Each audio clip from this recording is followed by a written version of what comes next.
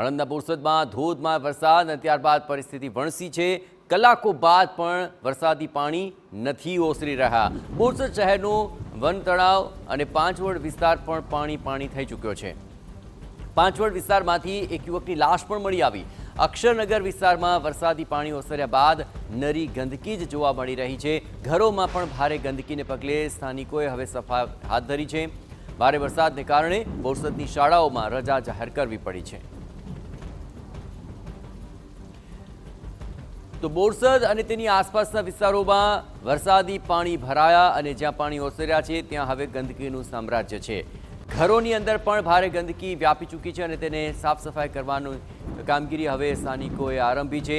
પણ કલાકો બાદ જ્યાં પાણી ઓસર્યા નથી ત્યાં વિકટ પરિસ્થિતિ છે।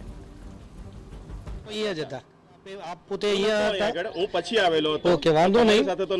અત્યારે લગભગ મોટા ભાગના બધી જગ્યાએ પાણી ઓસરી ગયા છે। સફાઈની કામગીરી ચાલુ કરી છે, દવા છંટકાવની કામગીરી ચાલુ કરી છે। તોરણાવ માતા સ્કૂલ આખી સાફ કરીને રેડી થઈ ગઈ છે। ઈશ્વર કૃપામાં અત્યારે હું જઈને આવ્યો છું। એ પણ અત્યારે ટીમ મોકલી। સ્થાનિક લોકોનો જે આક્ષેપ છે કે પ્રી મોન્સૂન કામગીરી કશી કરવામાં નથી, પહેલા બોલવા દો।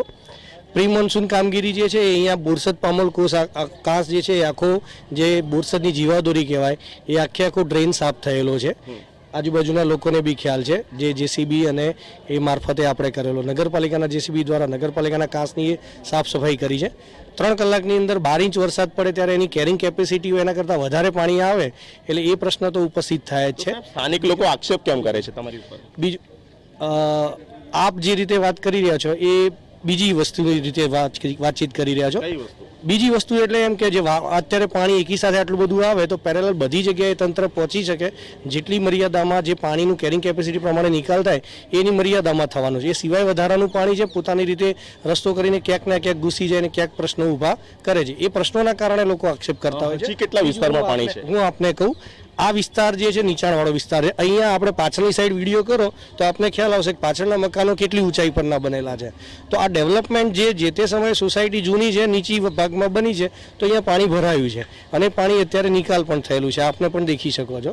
એટલે હજી આ પાણી જે છે એ નિકાલ કર્યા પછી અમે અહીંયા સાફ સફાઈનું પણ આયોજન કરી રહ્યા છીએ અને એના માટે તો આ મુલાકાત કરી રહ્યા છે। તમારા દ્વારા હવે શું કામગીરી કરવામાં આવશે? હવે પહેલાં તો બોરસદ નગરપાલિકા વિસ્તારની અંદર જ્યાં જે કંઈ બી પાણી નિકાલ થયા પછીનો જે કચરો છે એની સાફ સફાઈ કરીશું, દવા છંટકાવ કરીશું, વત્તા એ સિવાય જે સ્થાનિક સર્વે કરીશું કે જ્યાં કોઈપણ પ્રકારના મિલકતને નુકસાન થયા છે, કોઈ મકાન પડી જવા, કોઈ પશુ મૃત્યુ કે કોઈ પણ પ્રકારના એવા જેને ડિઝાસ્ટરસ જે કહેવાય નુકસાની, એનો સર્વે કરી અને એ પ્રમાણેની આગળ કામગીરી। મૃત્યુ થયું છે?